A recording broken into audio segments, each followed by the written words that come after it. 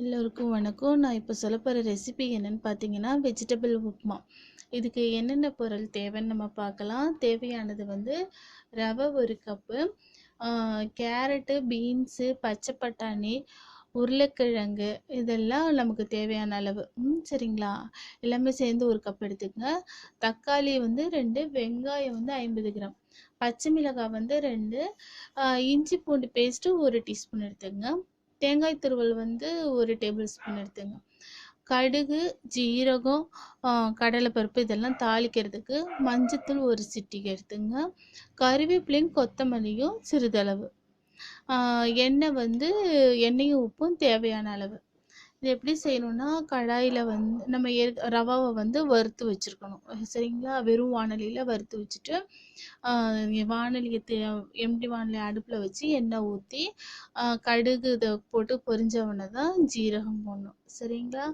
ஜீரகம், கடுகும் கடலைப்பருப்பும் போட்டுட்டு, அதுக்கப்புறமா நம்ம ஜீரகம் போட்டு பொரிஞ்சவொடனேயே வெங்காயமும் கறிவேப்பிலை, பச்சை மிளகாய் இது 3 போட்டு நல்லா வணக்கணும். கறிவேப்பிலையை கடுகு போடும் போதே போடக்கூடாது.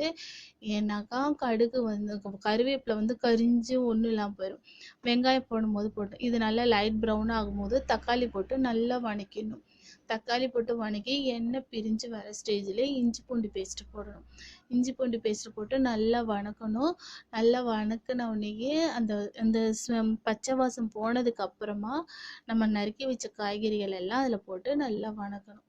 வணக்கிட்டு கொஞ்சம் லைட்டாக மஞ்சத்தூள் போட்டு கொஞ்சம் லைட்டாக உப்பும் போட்டு நல்லா வணக்கணும். அரை வேக்காடு ஒரு மாதிரி வந்தவனையே நம்ம ரவா வச்சுருக்கலாம். அதுக்கு எவ்வளோ தண்ணியோ அதுக்கு தகுந்த மாதிரி தண்ணி வச்சுட்டு கொதிக்க விடணும். கொதிக்க விட்டுட்டு தண்ணி கொதித்து வரும்போது காய்கறியில் தண்ணி ஊற்றி நல்லா வச்சிடணும். ஃபுல்லாக இந்த ரவாவுக்கு தகுந்த தண்ணி, ரவா வேகிறதுக்கு தண்ணி வச்சுட்டு தண்ணி கொதிக்கும் போது இந்த நம்ம வறுத்து வச்சுருக்க ரவாவை எடுத்து அதில் போட்டு நல்லா கிளறணும். கிளறி நல்லா வேகிறப்போது நமக்கு தெரியும் இல்லையா? வெந்துட்டு நல்லா கிளறி விட்டு வேணும்னா கடைசியாக லைட்டாக நெய் ஊற்றி லைட்டாக கிளறி விட்டு கொத்தமல்லி தழை தூவிட்டு வச்சு சாப்பிட்டோம்னா செம்ம டேஸ்டியாக இருக்கும். எல்லா சத்துக்களும் சரி விதத்தில் கலந்துருக்கு. இது காலை டிஃபனுக்கு ஏற்ற பிரேக்ஃபாஸ்ட்டுன்னு கூட சொல்லலாம். அதிக கலோரி இல்லாதனால டயட்டுக்கும் இது சிறந்த சத்தான உணவுன்னு கூட சொல்லலாம். சரிங்களா? இதை நீங்களும் செஞ்சு பாருங்கள். ரொம்ப டேஸ்டியாக இருக்கும் காய்கறி உப்புமா. செஞ்சு பார்த்துட்டு ஃபீட்பேக் சொல்லுங்கள். மறக்காமல் கீழே உள்ள சப்ஸ்கிரைப் பட்டன் அழுத்தவும். தேங்க்யூ.